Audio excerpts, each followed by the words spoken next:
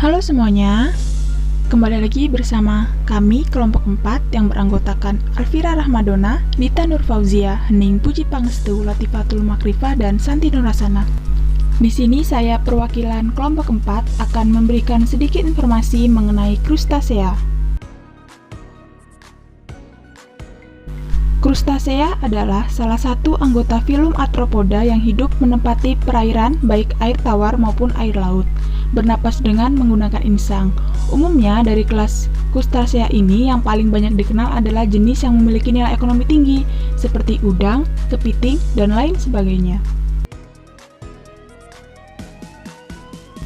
Berdasarkan ukuran tubuhnya, krustasea dikelompokkan sebagai berikut. Pertama, Entomostraca atau udang tingkat rendah. Hewan ini dikelompokkan menjadi 4 ordo, yaitu Branchiopoda, Ostracoda, Copepoda, dan Cirripedia. Yang kedua yaitu Malacostrata, udang tingkat tinggi. Hewan ini dikelompokkan dalam 3 ordo, yaitu Isopoda, Stomatopoda, dan Decapoda. Ciri-ciri dari krustasea. Yang pertama, berdasarkan struktur dan fungsi tubuh. Tubuh krustasea bersegmen atau beruas dan terdiri atas cephalothorax atau kepala dan dada menjadi satu serta abdomen atau perut.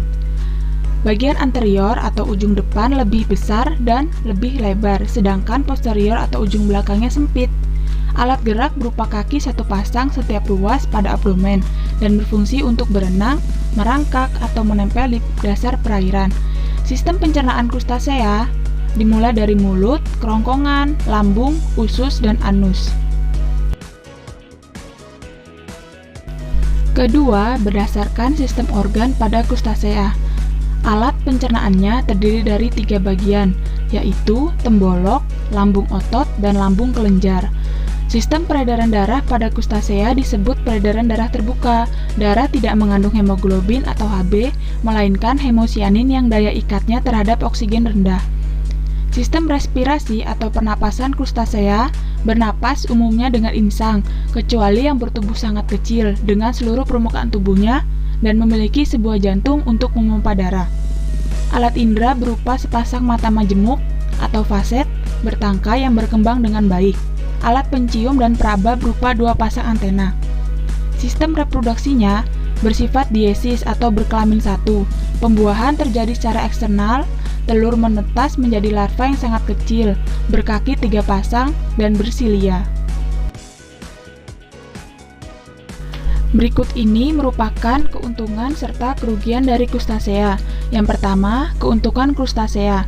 Jenis krustasea yang menguntungkan manusia dalam beberapa hal, diantaranya yaitu sebagai bahan makanan yang berprotein tinggi, misalnya udang, lobster, dan kepiting. Dalam bidang ekologi, hewan yang tergolong zooplankton menjadi sumber makanan ikan, misalnya anggota Branchiopoda, Ostracoda, dan Copepoda.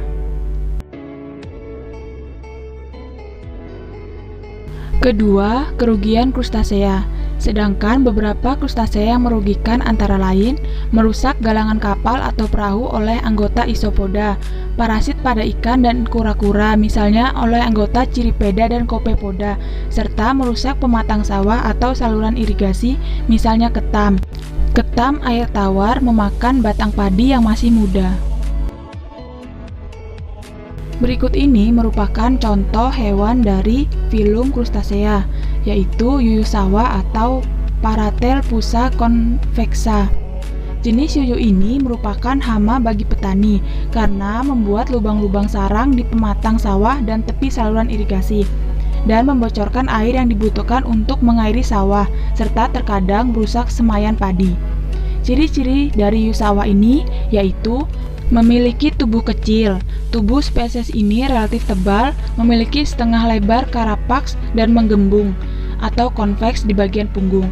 Tepi anterolateral bergigi 3, yaitu 1 di sisi luar ceruk mata, 2 lagi merupakan duri epibranchial yang runcing dan yang mengarah ke depan dan ke dalam. Di punggung bagian depan melintang gigir memanjang dari sisi ke sisi yang disebut gigir tengkuk. Kaki-kakinya atau pareopod ramping Terdapat sebuah duri kecil yang runcing di ujung masing-masing ruas merus, dekat persendian dengan ruas carpus. Ruas dactylus atau ujung melengkung, bergigi bergerigi. Punggung berwarna kecoklatan hingga gelap. Pengendalian yang dapat dilakukan terhadap yuyu sawah, yaitu membongkar sarang yuyu.